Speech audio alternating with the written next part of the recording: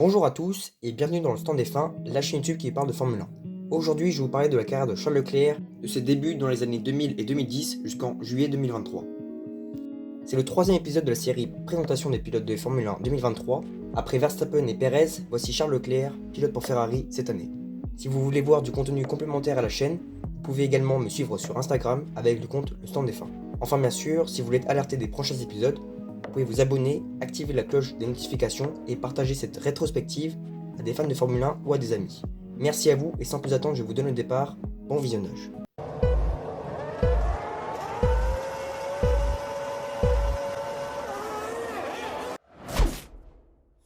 Aujourd'hui, je vais vous raconter l'histoire de Charles Leclerc. Tout d'abord, je vais vous le présenter, vous montrer ses débuts en kart et en monoplace, puis son évolution en Formule 1 de 2018 à 2021, avant de voir son année 2022 et de se projeter sur la saison 2023. Charles Leclerc est né le 16 octobre 1997 dans la principauté de Monaco.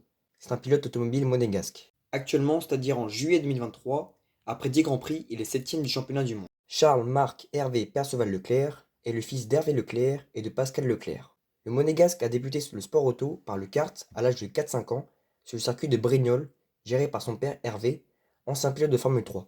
Charles découvre la Formule 1 à la télé en bas de chez lui lors des courses automobiles, et il en fait son objectif numéro 1 et son rêve. Alors, les parents du Monégasque réalisent le rêve du petit Leclerc. En 2005, il effectue sa première saison en kart dans le championnat régional en Provence.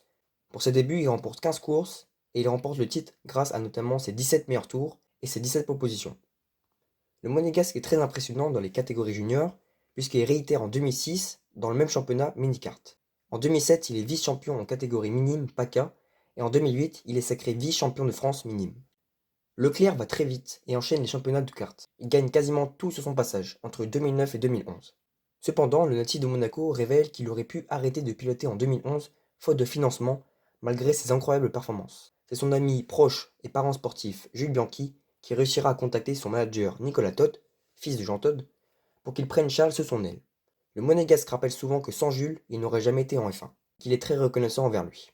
Alors en 2012 et 2013, Charles Leclerc continue sa route au volant d'un kart de l'écurie Art Grand Prix, la structure de Frédéric Vasseur. Il croise notamment un célèbre pilote de Formule 1, Max Verstappen. Il devient alors champion WSK Euro Series, vice-champion d'Europe et vice-champion du monde U18. Il affronte à de nombreuses reprises Max Verstappen et termine deuxième juste derrière Max au championnat du monde de kart. Alors, comme son rival Max Verstappen, il découvre la monoplace en 2014. Il termine vice-champion pour sa première année du championnat ALPS et est désigné meilleur rookie. Cependant, contrairement à Max qui saute les étapes et intègre directement la Formule 1, Charles quant à lui gravit chaque échelon et remporte également presque toutes les compétitions. Mais ce qui va marquer l'année de Charles, c'est le dramatique accident de son mentor et ami Jules Bianchi, au Grand Prix du Japon 2014. Malheureusement, après plusieurs mois de convalescence, Jules décède en juillet 2015. Le monde de la Formule 1 lui rend hommage, lui qui était promis un bel avenir et une carrière sans doute chez Ferrari. Cet événement marquera à jamais le jeune homme de 17 ans, et à cette époque, il décide quand même de poursuivre son rêve malgré la tristesse pour son ami. En 2015, il est recruté par une équipe néerlandaise et termine derrière 3 autres pilotes qui n'effectuent pas leur première saison. Il est désigné meilleur rookie. Et à la fin de saison, il effectue des tests en GP3 Series, équivalent aujourd'hui de la Formule 3. À Abu Dhabi, il pulvérise à 3 reprises le record de la piste de la catégorie. Il est très impressionnant et en 2016, il est bien évidemment confirmé chez Art Grand Prix en GP3. En 2016, Charles Leclerc, ou plutôt Charles Leclerc, remporte la première et deuxième course du championnat. Il remporte de nombreuses courses et monte quasiment sur tous les podiums. Il est très rapide en qualification et remporte haut la main le championnat. Alors il est logiquement promu en Formule 2 chez Prema Power Team pour 2017. En 2017, Leclerc réalise une magnifique saison. Il se fait remarquer pour sa pointe de vitesse en qualification et en course. Il embauche 7 victoires, 8 pôles et 4 meilleurs tours, ainsi que 10 podiums. Il remporte également haut la main la Formule 2 et Charles Leclerc est très prometteur et talentueux. Alors depuis mars 2016, il fait partie de la Ferrari Driver Academy comme son ami Jules Bianchi à l'époque, son modèle. Le Monégasque est nommé pilote de développement officiel de AS1 Team et de la Scuderia Ferrari. Il effectue de nombreux tests avec la Ferrari F14 à Fiorano en Italie et obtient sa super licence pour piloter en Formule 1. Le pilote de Monaco participe à de nombreux essais libres comme à Silverstone, à Budapest, à Hockenheim et à Sao Paulo durant l'année 2016. Et l'année suivante, pendant son année en Formule 2, il se rapproche de la F1 grâce à de nombreuses participations à des séances d'essais libres. Mais encore une fois, Charles Leclerc perd un proche son père, durant l'année 2017. Peu de temps avant le décès d'Hervé Leclerc, Charles, qui pilote encore en Formule 2, avait lancé à son père qui piloterait en Formule 1 la saison d'après, alors que rien n'était encore acté. Mais quelques semaines après le décès d'Hervé Leclerc, le rêve de Charles se réalise. Et en marge du Grand Prix de Brésil, Frédéric Vasseur annonce que Leclerc sera en Formule 1 en 2018. Charles est confirmé pour 2018 et choisira le numéro 16, numéro précédant le 17 que portait son ami Jules Bianchi, qui a été retiré en hommage du français. Il pilotera pour Alfa Romeo Sauber F1 Team, une équipe de milieu de tableau en Formule 1. 2018 est la première année de Charles en Formule 1. Le numéro 16 rouge et blanc entame sa saison en Australie par une 13e place. Un bon début pour une première au vu des capacités de la monoplace. Leclerc inscrit ses premiers points et marque les esprits en Formule 1 lors du Grand Prix d'Azerbaïdjan. Parti 14e, il termine à une magnifique 6e place grâce à une belle course et des incidents en piste. Il lance sa saison en inscrivant régulièrement des points, comme en Espagne, au Canada et en France. En France justement, pour la première fois de sa carrière, il se qualifie dans les 10 premiers, grâce à une 8e place durant la Q3. Le numéro 16 réalise une première belle saison, malgré une course manquée à domicile à cause d'un abandon. À la rentrée en Belgique, après quelques courses difficiles, Charles évite de justesse le drame au départ. Hülkenberg rate son freinage au premier virage et percute le pilote McLaren Fernando Alonso. Ce dernier est projeté dans les airs et atterrit partiellement sur le haut du cockpit et du halo de Charles Leclerc, au volant de sa Sauber. Le monégasque abandonne, mais il est soulagé de ne pas y être passé, au vu de la gravité de l'accident.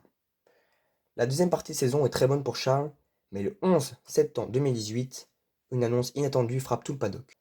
Ferrari annonce que champion du monde 2007, Kimi Raikkonen, ne sera pas le pilote pour Ferrari en 2019. Et c'est Charles Leclerc qui sera aux côtés de Sébastien Vettel pour 2019. La Scuderia, qui n'est pas habituée à recruter de jeunes pilotes, surprend tout le monde, et Leclerc sera vêtu de rouge la saison prochaine. La suite de la saison est bonne pour lui, et il entre régulièrement dans les points, avec Sauber. Et en 2018, il se classe 13e avec 39 points, devant son équipier Marcus Ericsson. Avant la fin de saison, fin novembre, il effectue ses premiers essais avec Ferrari SF71H à Abu Dhabi. Il est plus rapide que son futur coéquipier, quadruple champion du monde. En 2019, il est donc transféré chez Ferrari et il va connaître ses premiers succès. En Australie, en ouverture de saison, il termine 5e juste derrière Sébastien Vettel, alors qu'il aurait pu le doubler. L'équipe a préféré figer les positions. À Bahreïn, il devient le premier monégasque à réaliser une pole et le plus jeune pilote Ferrari à partir depuis la première place à seulement 21 ans. En course, il s'apprête à remporter sa première course, mais à des boucles de l'arrivée, son moteur subit une perte de puissance et Charles se fait doubler par les deux Mercedes. Il termine finalement 3e grâce à l'avance qu'il avait et grâce à l'intervention d'une safety car. Il obtient ce premier podium en carrière et le premier podium d'un monégasque en Formule 1 depuis 1950. De plus, à Bahreïn, il devient le premier natif de Monaco à mener une course et à détenir le meilleur tour. Pour le 1000e Grand Prix de l'histoire en Chine, il se qualifie 4e et pendant la course, son équipe lui demande de laisser passer Seb, son équipier, il termine 5e. À Monaco, pour sa deuxième course à domicile en Formule 1, il va connaître un week-end compliqué. Il abandonne encore une fois devant son public. Sa première partie de saison est plutôt bonne et il fait jeu égal avec Vettel. Au Canada, il obtient un deuxième podium. En Autriche, parti en pole, il réalise une magnifique course en tête et il est dépassé à seulement 3 tours de la fin par un pilote qu'il connaît très bien, un certain Max Verstappen. À la reprise en Belgique, pour la 13e manche, il est encore en pole pour la 3e fois cette saison et il remporte enfin sa première course et la première pour Monaco. Cependant, sur le podium, Charles ne fête pas vraiment cette victoire, à cause du décès de son ami Antoine Hubert, étoile montante de la F2, qui a été victime d'un accident mortel à Spa-Francorchamps la veille. Malgré cette triste nouvelle, il devient à 21 ans, 10 mois, 16 jours, le 3e plus jeune pilote à s'imposer en Formule 1 après son rival Max Verstappen en 2016 et son coéquipier Sébastien en 2008. Mais c'est également le plus jeune vainqueur pour Ferrari. Charles réitère cet exploit le week-end suivant, à domicile cette fois-ci, pour son écurie à Monza en Italie. Il remporte la course grâce à une pole et un beau rythme en piste, devant les deux Mercedes, et il offre une victoire à Ferrari à Monza depuis Fernando en 2010. Ensuite à Singapour, sur un circuit qu'il apprécie beaucoup, mais sur une piste plutôt favorable aux Mercedes, il réalise une 3e pole consécutive. Le numéro 16 est habitué à partir depuis la première place et est parfois surnommé le prince de la qualif ou le roi des qualifications. En course ensuite, son équipier lui ordonne de laisser passer Vettel pour lui donner la victoire et sécuriser un premier doublé Ferrari depuis 2017. Charles Leclerc était déjà la révélation de la saison 2018, Mais il reste encore cette année 2019 grâce à ses 4 pôles d'affilée, Belgique, Italie, Singapour et Russie, ce que Ferrari n'avait plus réalisé depuis celle établie par le septuple champion du monde Michael Schumacher en 2001. Enfin, le Monégasque empoche une 7e pole position à Mexico, un 10e podium à Abu Dhabi. Le bilan de 2019 est très bon pour Charles Leclerc, qui termine 4e avec 264 points devant Vettel. Mais en 2020, le Monégasque va connaître une année difficile. Mais il domine totalement Vettel en marquant 3 fois plus de points que l'Allemand. Comme vous le savez, la pandémie perturbe tout le championnat qui débute en juillet à Spielberg. Charles Leclerc termine 2e, mais ce bon résultat est un trompe-l'œil, car le Monégasque a su être opportuniste au volant de sa SF1000 en mal de puissance et mal né. La saison est mauvaise et dès le deuxième Grand Prix, toujours en Autriche, Vettel et Leclerc abandonnent à cause d'un accrochage causé par Charles qui s'en excusera. Ensuite, les Grands Prix s'enchaînent et se ressemblent, dans le mauvais sens. Charles finit hors des points en Hongrie à plus d'un tour du leader, comme Vettel. Autre exemple, en Espagne, il abandonne. En Belgique, là où Leclerc avait gagné en 2019, les Ferrari finissent 13e et 14e. En Italie, le cauchemar se poursuit. Leclerc se crache dans la Parabolica de Monza. Et pour le Milan Grand Prix de Ferrari, écurie mythique de Formule 1, l'écurie italienne ne fait même pas honneur à sa grandeur et termine dans l'anonymat, loin des leaders.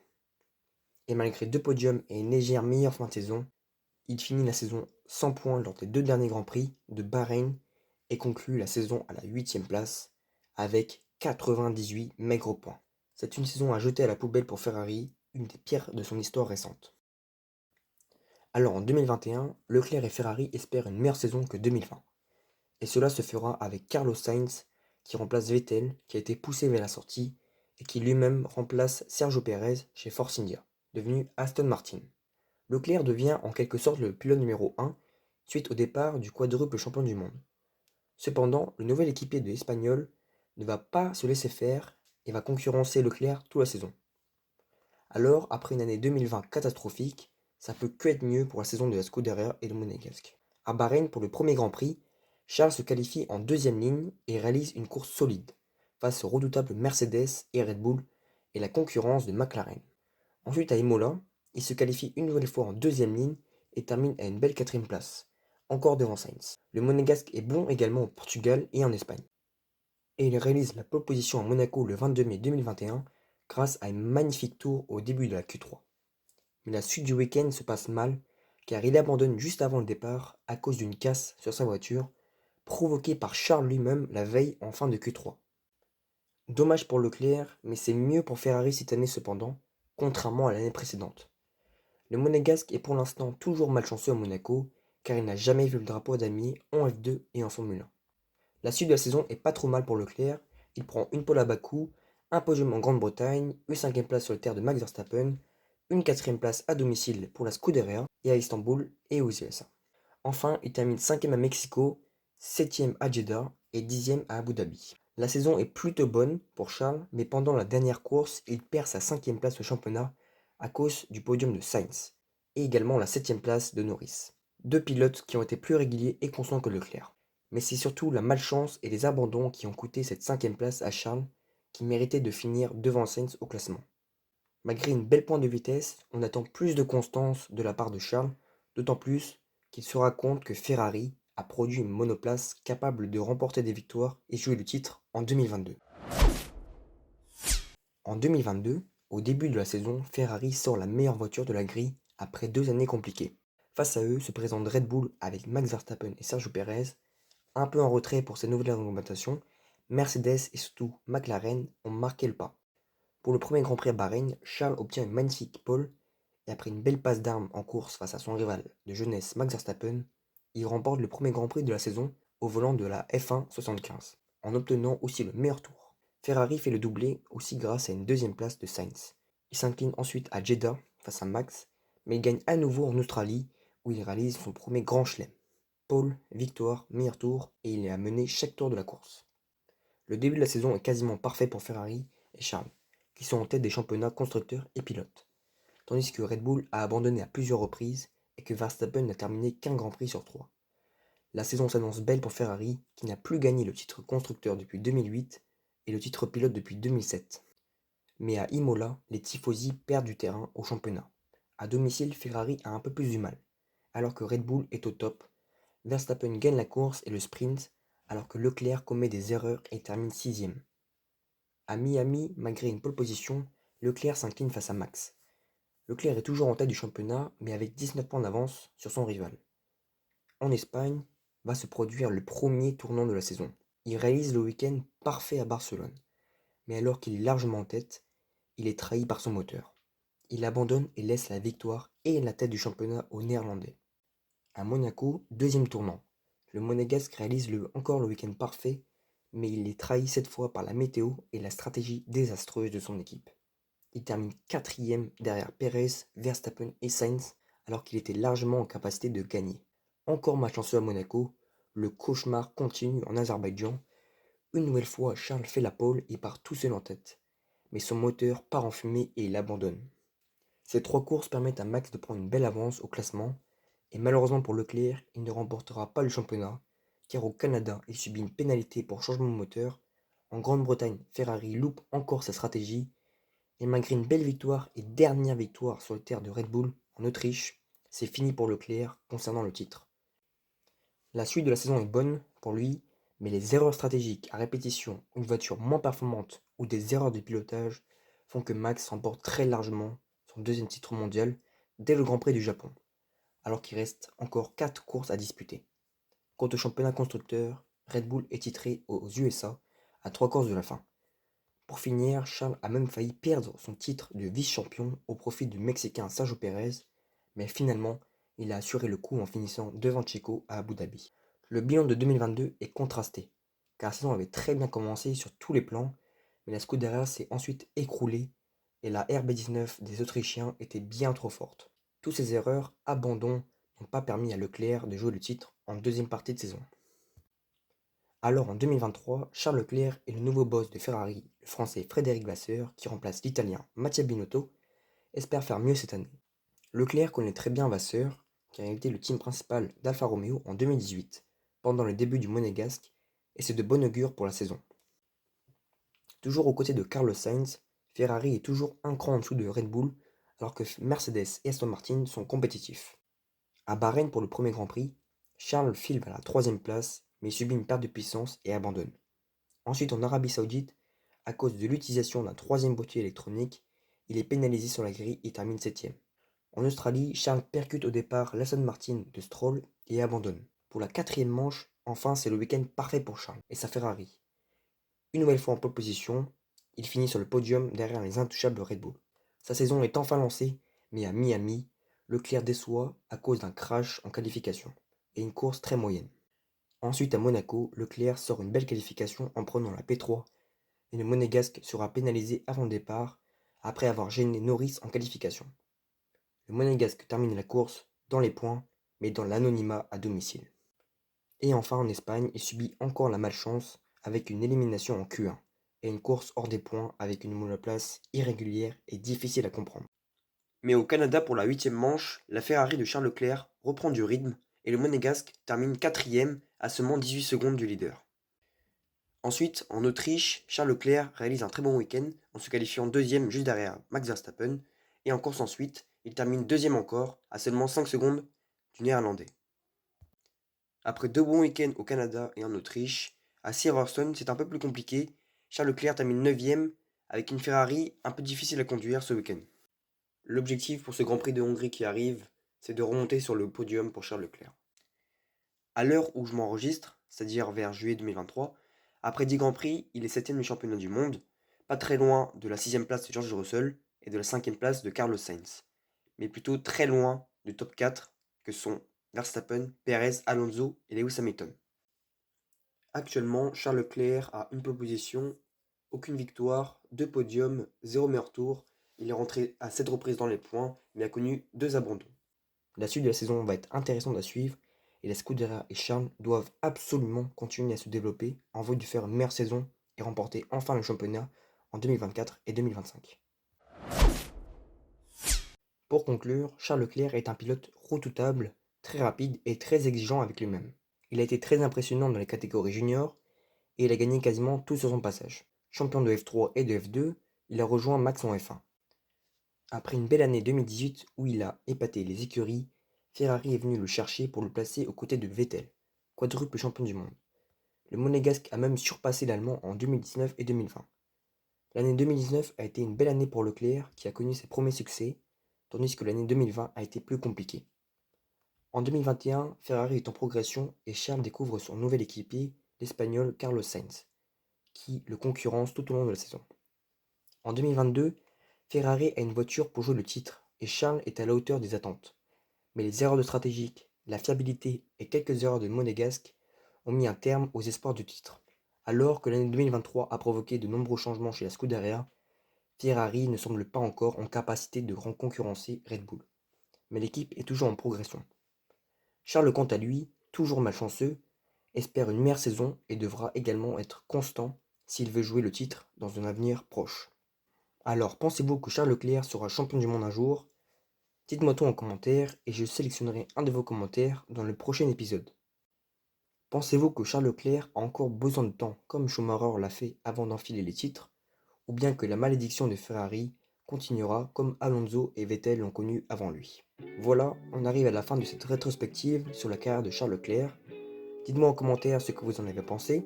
Vous pouvez vous abonner, liker la vidéo si vous l'avez appréciée, et n'oubliez pas d'activer la cloche pour être prévenu des sorties des prochains épisodes.